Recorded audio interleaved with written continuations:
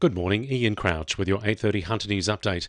It's hoped farmers and landholders still coping with the aftermath of the flood crisis in the Hunter and Mid-North Coast will soon be eligible for more funding support.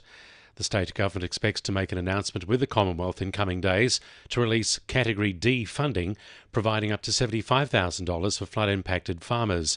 Premier Chris Minns says he appreciates the frustration farmers and landholders are feeling, but both levels of government are working as fast as possible to make the extra funding available. What we need to do now, though, and I've said this from the very beginning, is to ensure that the Category D funding is based on need. That will require a degree of further examination to work out what the economic impacts have been for individual businesses.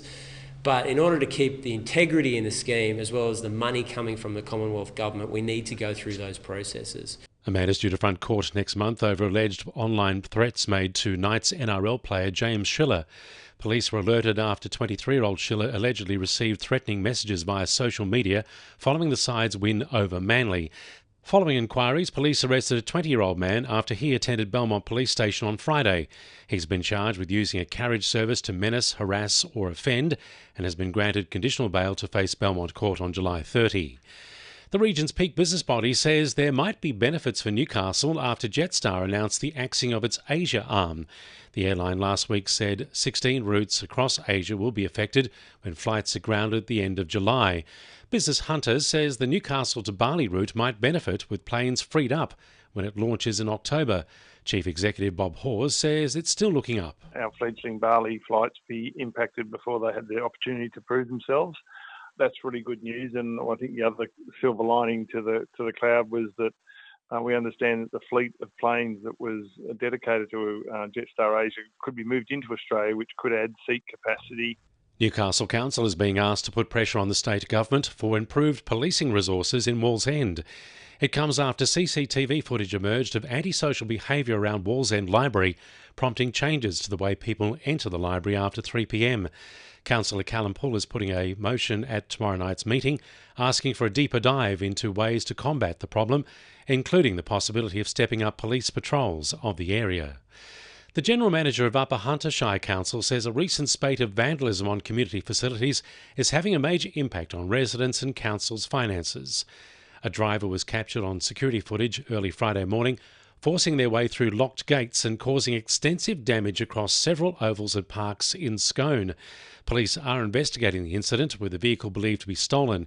Council's General Manager, Greg McDonald, has told the ABC the community rallied together so weekend sport could go ahead. When this happens, it's the whole community that gets hurt, and certainly appreciate the effort that the community put in to assist my staff to get those fields back up and running. But it's disappointing to see one or two reckless people do so much damage and cause so much inconvenience to so many people. Strong-armed residents are being encouraged to complete more than 3,000 push-ups to raise awareness for suicide prevention.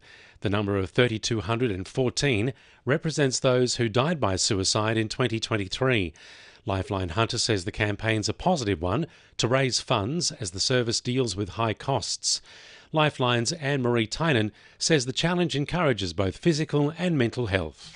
It's just a really good way to, bring physical health in line with mental health and getting communities and workplaces doing it together just to raise that awareness of suicide.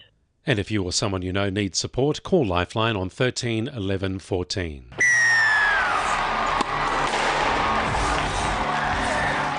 To NURFM Sport.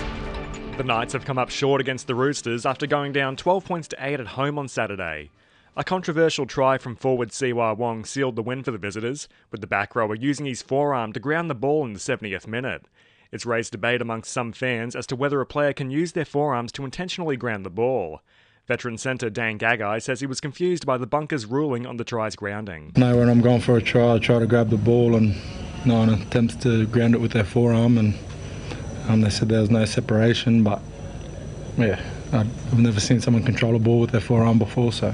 Meanwhile, less than 2 days after helping beat the side, winger Dominic Young is expected to officially return to Newcastle from today after an 18-month stint with the Tricolours.